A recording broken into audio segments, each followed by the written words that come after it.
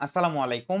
অত্যন্ত দুঃখের সাথে আমরা আমাদের ৮ তম ক্লাসে পৌঁছে গিয়েছি এবং সারাদিন জুড়ে তোমরা অসংখ্য ক্লাস করেছো। যদিও আমাদের আগামীকালকে পরীক্ষা, বাট সংক্ষিপ্ত ক্লাস ৪-৫ মিনিটে আসলে আমরা সম্পূর্ণ ক্লাসগুলো করে ফেলেছি এবং আমরা আমাদের ৫৮ তম ক্লাসে পৌঁছে গিয়েছি। এর পরের যে ২ টা ক্লাস হবে সেই ২ টা ক্লাস মূলত আমাদের সার্বিক ক্লাস। অর্থাৎ আমাদের ডিপ্লোমাদের জন্য ১০ টা এমসিকিউ ক্লাস আর আমাদের যারা তোমার বিএসসি আছে তাদের জন্য ১৩ টা এমসিকিউ ক্লাস। সো একটু ধৈর্য সহকারে ক্লাস ২ টা করবা। আশা করি তোমাদের জন্য কিছু না হলেও ফায়দা হবে। আমি এই ২ টা আপলোড করব সন্ধ্যা ৭ টায় এবং রাত্র ৮ টায়। না, একটা কাজ করি। আমরা ২ টাই সন্ধ্যা ৭ টায় আপলোড করে দেই যাতে করে তোমরা ৭ টার ফিলটা আজকেও পেয়ে যাও। ওকে? আচ্ছা, সো প্রথম প্রশ্নে আমরা চলে যাব আমাদের ডে 58 গ্রিন বায়োটেকনোলজি কোনটি নিয়ে কাজ করে? গ্রিন যেহেতু অবশ্যই সেটা আমাদের কৃষি ক্ষেত্র নিয়ে কাজ করবে। এই অধ্যায়টা কিন্তু খুব গুরুত্বপূর্ণ। তোমাদেরকে আরো একবার বলে রাখি এই অধ্যায়টা খুব গুরুত্বপূর্ণ। আশা করি তোমরা হেলাফেলা করবা না। ঠিক আছে? এরপর দেখো কোন প্রযুক্তি আমাদের ইনসুলিন তৈরিতে ব্যবহৃত হয়? আমরা জানি যে আমাদের ডিএনএ রিকম্বিনেন্ট এই প্রশ্নটা কিন্তু খুব সম্প্রতি আমাদের কোন একটা বিশ্ববিদ্যালয়ে আসছে। সো হেলাফেলা করা যাবে না। ডিএনএ রিকম্বিনেন্ট আমাদের ইনসুলিন তৈরিতে এই প্রযুক্তি ব্যবহার করা হয়। এক ব্যাকটেরিয়া থেকে অন্য ব্যাকটেরিয়াতে জেনেটিক উপাদান স্থানান্তর করার জন্য দায়ী কোন প্লাজমিড? অর্থাৎ আমাদের এই যে ট্রান্স মানে যেটাকে আমরা বলি ট্রান্সডাকশন। সো এটার জন্য আসলে দায়ী কে? এটার জন্য দায়ী আমাদের এফ প্লাজমিড। এটার জন্য কে? আমাদের এফ প্লাজমিড দায়ী। ওকে? আচ্ছা, এরপর দেখো গবেষণাগারে কোনো টিস্যুকে পুষ্টি মাধ্যমে কালচার করাকে আমরা আসলে ঠিক কি বলি? এটাকে আমরা বলি টিস্যু কালচার। এটা আসলে নতুন করে কিছু বলার নাই। এটা কারণ এই প্রশ্নটা আমাদের সবথেকে সহজতম প্রশ্নের একটা, যে গবেষণাগারে কোনো টিস্যুকে যদি আমরা পুষ্টি মাধ্যমে কালচার করি তাহলে সেটাকে আমরা আসলে টিস্যু কালচারই বলতেছি। আচ্ছা, এরপর দেখো প্লাজমিডের সাধারণ বৈশিষ্ট্য নয় কোনটি? এই প্রশ্নটা খুব পছন্দের।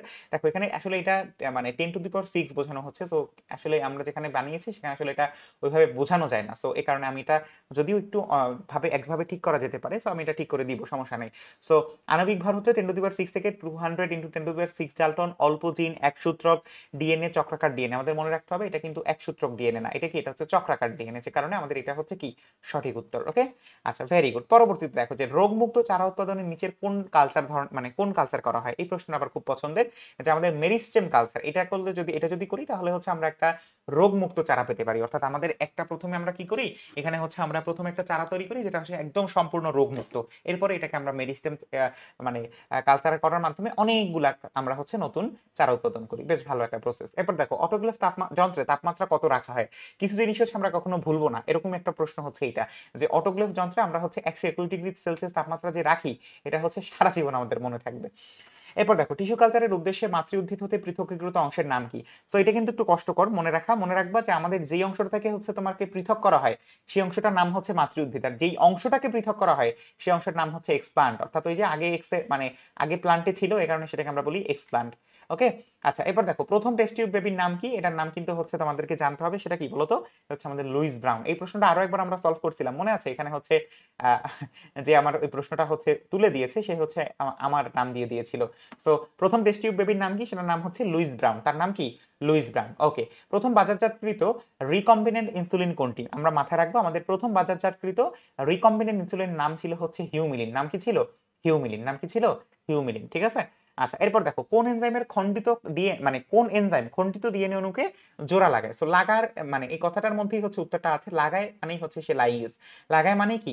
সে লাইগেজ। তাহলে আমাদের কোন এনজাইমটা আমাদের খন্ডিত ডিএনএ অণুকে জোড়া লাগায়? লাইগেজ। আবার ভাঙে কিন্তু এই লোক এন্ডোনিউক্লিয়াস, রেস্ট্রিকশন এন্ডোনিউক্লিয়াস, যে আমাদের কি? যে আমাদের মলিকুলার সিজার। ওকে? আচ্ছা, এরপর দেখো আমাদের সর্বশেষ প্রশ্ন, এবং এরপরে আমরা কয়েকটা প্রশ্ন বোনাস পড়বো এই অধ্যায় থেকে, বাট আমাদের সর্বশেষ প্রশ্ন 976 নাম্বার প্রশ্ন সবকিছু মিলিয়ে।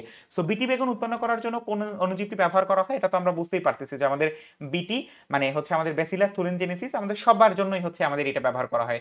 সো বিটি বেগুন নিয়ে কিন্তু এই সেশনে অনেকগুলা প্রশ্ন আসছে, মাথায় রাখবা। বিটি বেগুন নিয়ে কি অনেকগুলা প্রশ্ন আসছে। তো এমনই একটা প্রশ্ন ব্যাসিলাস থুরিনজেনেসিস ব্যবহার করে আমরা বিটি বিটি বেগুন বা আমাদের যেটাকে বলা হয় বিটি ব্রিনজল, এটা আমরা উৎপন্ন করে থাকি। ঠিক আছে? আচ্ছা, সো ইনসুলিন কতটি অ্যামিনো অ্যাসিডের অ্যামিনো অ্যাসিড নিয়ে গঠিত প্রোটিন? সো আমরা এটা কিন্তু মনে রাখতে হবে যে আমাদের টোটাল 51টি, কতটি? টোটাল 51টি অ্যামিনো অ্যাসিডের নিয়ে গঠিত একটি প্রোটিন আমাদের ইনসুলিন।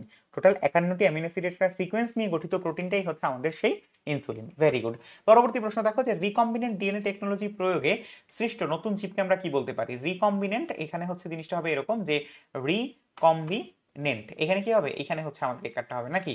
সো রিকম্বিনেন্ট ডিএনএ প্রযুক্তি, রিকম্বিনেন্ট ডিএনএ প্রযুক্তি, এটা আমাদের এই টেকনোলজি প্রয়োগে সৃষ্ট নতুন জীবকে আমরা কি বলবো বলো তো। এটা কিন্তু অনেকগুলো নাম আছে, তার মধ্যে একটা নাম হচ্ছে ট্রান্সজেনিক, তার মধ্যে একটা নাম কি ট্রান্সজেনিক, ঠিক আছে।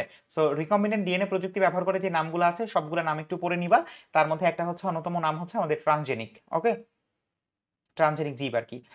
এরপর দেখো যে রিকম্বিনেন্ট প্রযুক্তির মাধ্যমে উৎপাদিত ক্যান্সার চিকিৎসায় ব্যবহৃত ঔষধ কোনটি। তো ক্যান্সার চিকিৎসায় আমরা কোনটিকে ব্যবহার করি, ইন্টারফেরনকে ব্যবহার করি। তাহলে রিকম্বিনেন্ট প্রযুক্তির মাধ্যমে উৎপাদিত ক্যান্সার চিকিৎসায় ব্যবহৃত ঔষধের নাম কি, ইন্টারফেরন, নাম কি এটার, ইন্টারফেরন, ভেরি গুড।